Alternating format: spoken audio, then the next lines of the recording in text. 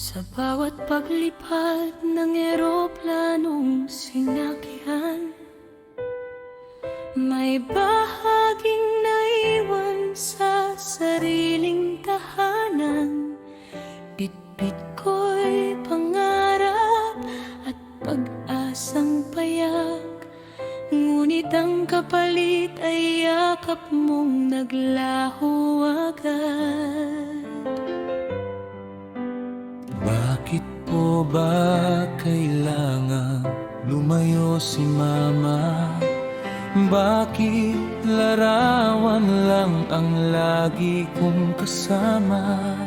Sa tuwing may programa sa aming paaralan, hinahanap ko ang kamay mong aking hahawakan.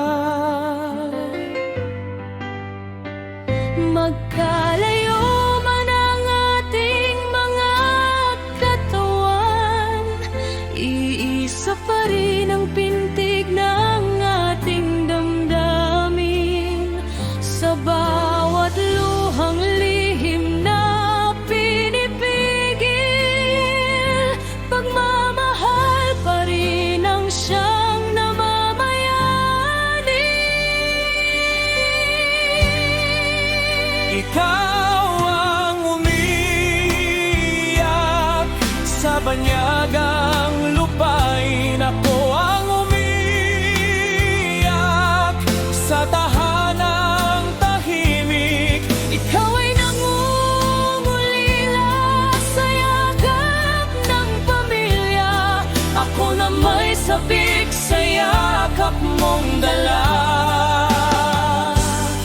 Dalawang pusong magkalayo sa paningin, ngunit isang pagmamahal, hindi kailanman magmamahalin.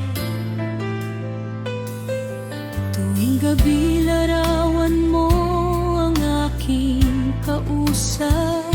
Sa video call ay pilit kong pinapalakas ang aking loob. Ngumingiti ako kahit puso'y sugatan, upang hindi mo makita ang lungkot kong pasan. Kapag may sakit ako, sino ang yayakap? Kapag ako